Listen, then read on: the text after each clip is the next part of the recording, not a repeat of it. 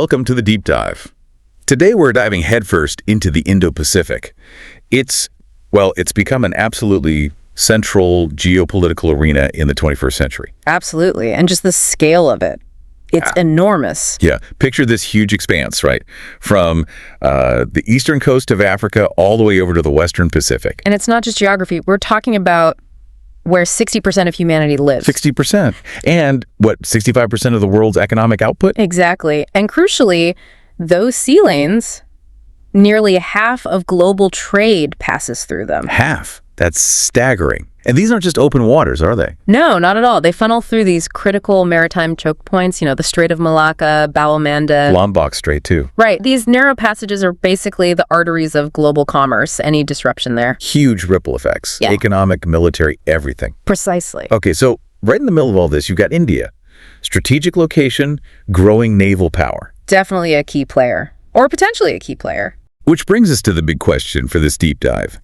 Can India, with its position and capabilities, actually step up and become leader for the global south in this really dynamic Indo-Pacific region? It's a complex question, and to unpack it, we're looking at a few different perspectives today. We've got some excerpts from pasted text, a really detailed analysis called the Grand Indo-Pacific Chessboard from the South India Journal of Social Sciences. And also an article from the Indian Express, The Indo-Pacific, a strategic arena for India's global influence. So a good mix of sources. Yeah, should give us a solid base. Our mission really is to try and understand India's strategic thinking. What are its opportunities? What are the frankly significant challenges? And what's the real potential for leadership, especially regarding the global south, within this whole shifting Indo-Pacific picture?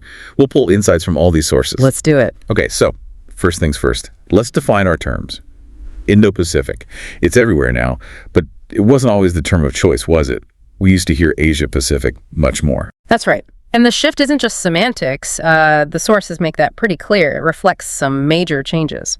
Like what specifically? Well, primarily, it's about acknowledging China's, let's say, growing assertiveness in the region. Okay. And the increasing threats, or perceived threats, to those vital sea lanes we just mentioned. Right. And maybe most importantly, it explicitly brings India into the frame as a major regional actor. The Indian Express piece reminds us Shinzo Abe was a big early proponent of this view. The confluence of the two seas speech. Exactly that one. And then you had the U.S. pivot to Asia policy, which also signaled this growing understanding that the Indian and Pacific Oceans are deeply interconnected. Interesting. But it seems like not everyone agrees on exactly where the Indo-Pacific begins and ends. No, definitely not. The definitions vary quite a bit, which is fascinating in itself. The Indian Express lays this out nicely. How so? Well, India takes a really broad view. They see it stretching, and this is quite something, from the shores of Africa to that of the Americas. Super expansive. Wow, okay. And others? The U.S., in its official strategy, defines it more like from the west coast of India across to the U.S. west coast. A bit more constrained. Yeah. Australia sees it as sort of the eastern Indian Ocean across to the Pacific, and Japan's free and open Indo-Pacific concept goes from East Africa, again, all the way to the Americas, similar to India's vision and scope. So these differing maps, they're not just academic exercises. They have real strategic meaning behind them. Absolutely. That's the key takeaway. These different geographical takes directly mirror national interests. Mainly security and economic interests, I assume. Exactly. Each country is framing the region in a way that highlights what matters most to them.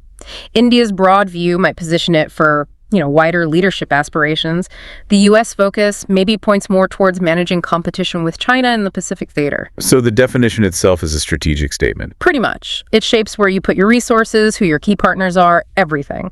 Okay, that makes sense. So this huge, vital area, different views on its borders. Let's zoom in on India now. What's their game plan? What's India's core strategy for the Indo-Pacific? So, according to pasted text, and this is echoed strongly by the Indian Express too, India's vision is really anchored in this concept called SAGAR. SAGAR. Yeah, it stands for security and growth for all in the region. Okay, security and growth for all in the region. What does that mean in practice?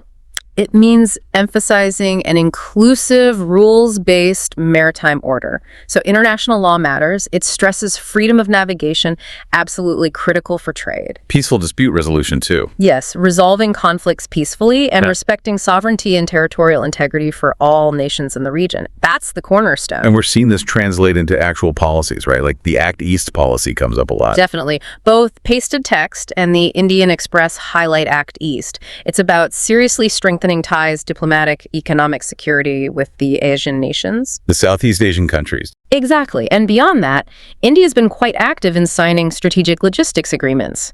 Think US, Australia, France, Japan. What do those agreements actually do? Well, pasted text points out they basically expand India's naval footprint. They make it easier for Indian naval ships to operate further afield, get fuel, supplies, work more closely with partner navies. It increases their reach and interoperability. So it's not just talk. There's practical cooperation happening. What about things like defense sales or joint exercises? Good point. Yeah, pasted text mentions recent defense exports, selling equipment to places like Mauritius, Maldives, the Philippines. Interesting. And more frequent joint military exercises. They've been working with Indonesia, Vietnam, Australia. This is sort of tangible maritime diplomacy, building trust, building partnerships. And they're building up their own kit too, aren't they? Aircraft carriers, warships. Oh, absolutely. You can't miss that. The new aircraft carrier, INS Vikrant, is a huge statement. Plus, developing indigenous warships, investing in maritime domain awareness satellites, drones, all that tech. Pasted text flags these as clear signs of, well, growing assertiveness and commitment. Okay, now let's shift gears slightly. India and the Global South. First, what exactly is the Global South in this context? Right. Pasted text explains it pretty clearly. It's basically a collective term for developing nations, mostly in Africa, Asia, Latin America. And their perspective. Well, for a long time, they've felt their voices, their narratives have been kind of drowned out by the big Western powers and, more recently by China's huge influence, too. They're looking for a different kind of global order, maybe a more balanced one. And India sees an opening there to be a voice for them. That seems to be the strategy, yes. The sources suggest India is actively trying to position itself as a neutral alternative, reliable, trustworthy, maybe a bridge between the developed world and the developing world. How are they doing that? Is it just rhetoric? No, pasted text argues it's more than that. It points to India's soft power initiatives as quite strategic moves. Soft power? Like what kind of initiatives? Think about things like hosting the Voice of Global South Summit. That's a direct platform. Okay. Their leadership role within BRICS, Brazil, Russia, India, China, South Africa, that gives them a certain standing. Right. And also consistent humanitarian stuff. Vaccine diplomacy during COVID was a big one. Space cooperation with developing countries. Advocating on climate change for vulnerable nations. These all build goodwill and influence. And pasted text mentions something about digital infrastructure and satellites. Yeah, that's an interesting angle. Things like India's digital payment system, UPI, and their satellite diplomacy. These are being floated as potential tools India could offer to help shape development in the Global South. Practical assistance. Okay, but we can't talk Indo-Pacific without talking China. Their presence is massive. How does India handle that? Yeah, the elephant in the room, you could say. All the sources touch on this, obviously. China's Belt and Road Initiative, those strategic port projects like Wadar in Pakistan or Djibouti. Right near Bab el-Mandeb. Exactly. Plus, the sheer speed of their naval expansion, the plan, it's undeniable. They have a huge footprint. So India's walking a tightrope then, trying to balance against China. That's exactly the word balancing. The core dilemma laid out in pasted text and the Grand Indo-Pacific chessboard is how do you counter China's growing influence without letting things spill over into actual conflict? Tricky.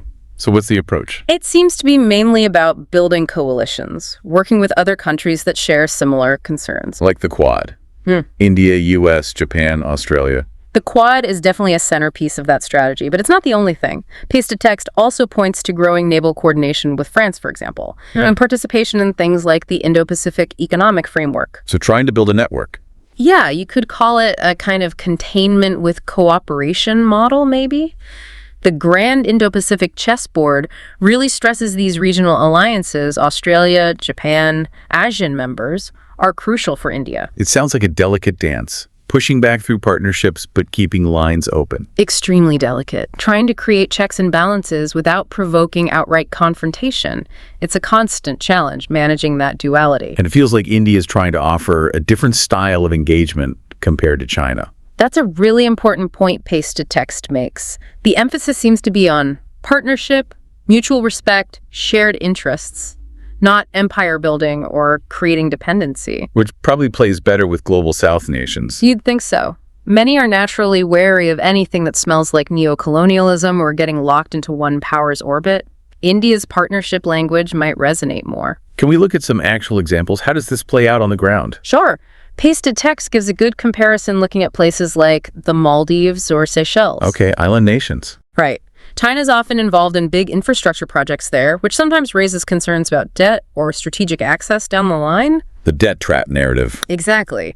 India's approach, in contrast, has often focused more on things like providing coastal radar systems, boosting their maritime security, supplying patrol boats, investing in renewable energy to build resilience. So less about massive projects, more about capacity building and security. It seems that way. The focus appears to be on resilience and shared security, not creating dependencies. That is a different philosophy. It really is. And you see similar patterns, say, in East Africa, places like Kenya, Tanzania.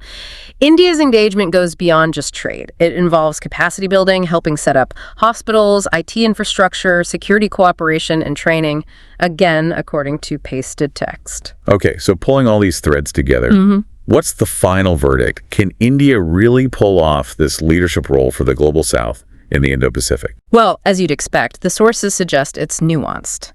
There are definite strengths. India has democratic credibility, a deep civilizational history, growing strategic maturity, that central location. Pasted text highlights these. And the grand Indo-Pacific chessboard agrees on its growing importance. Yes. It emphasizes India as becoming increasingly crucial in shaping whatever regional order emerges. There's always a but, isn't there? Yeah. It's not a sure thing. No, absolutely not. As pasted text notes, leadership isn't just declared, it's earned. It requires actually delivering consistently on promises. Maintaining those alliances you mentioned. Exactly. Building and keeping resilient alliances, and maybe toughest of all, articulating a vision that's genuinely inspiring and inclusive for all these diverse nations in the Global South. So what are the biggest hurdles India needs to clear? Several big ones. First, balancing hard power, the military muscle, with soft power. Appeal to cultural, diplomatic influence. That's a classic challenge. Okay. Then, engaging rivals, especially China, without looking either too aggressive or too weak. Finding that sweet spot. And maybe the most complex. How do you genuinely represent the diverse interests of the whole Global South while still protecting your own national interests and maintaining your own strategic autonomy? That's a very fine line to walk. Requires a lot of diplomatic skill. And strategic clarity, definitely. But the overall feeling is that India's role is definitely growing. It's becoming more than just a regional player. Undeniably. Pasted text concludes that India is moving beyond that. It's being seen more as a major civilizational power with a real shot at shaping the Indo-Pacific's future, and maybe even beyond. And success depends on. Ultimately, it probably hinges on staying true to its stated values, democracy, inclusivity, rule of law, while navigating this tricky geopolitical landscape with clarity and courage. The grand Indo-Pacific chessboard really reinforces that idea, India contributing to a free, open, inclusive Indo-Pacific. Okay, so back to where we started. Can India lead the Global South in the Indo-Pacific? It sounds like the answer is a very qualified maybe, or it depends. Depends heavily on all these factors we've discussed. Exactly, it's not a simple yes or no. We've looked at how the Indo-Pacific itself is defined, why it's so significant. We've covered India's strategies like SAGAR, Act East. We've talked about its soft power push towards the Global South. A huge challenge posed by China. Right, and India's distinct partnership-based approach. All these pieces are interconnected, and they'll all shape how much influence and leadership India actually wields going forward. It certainly gives us, and you, our listener, a lot to chew on. Which leads us to our final thought for you today. Thinking about India's multi-pronged strategy, this balancing act between security, economics, culture, What single factor do you think will be the absolute make-or-break element for its success in leading the Global South and the Indo-Pacific over the next 10 years or so? And maybe flip that around. What unforeseen challenges, what curveballs might suddenly pop up and completely change the game? It's a fascinating situation to watch, and India's path will surely be one of the big stories of our time.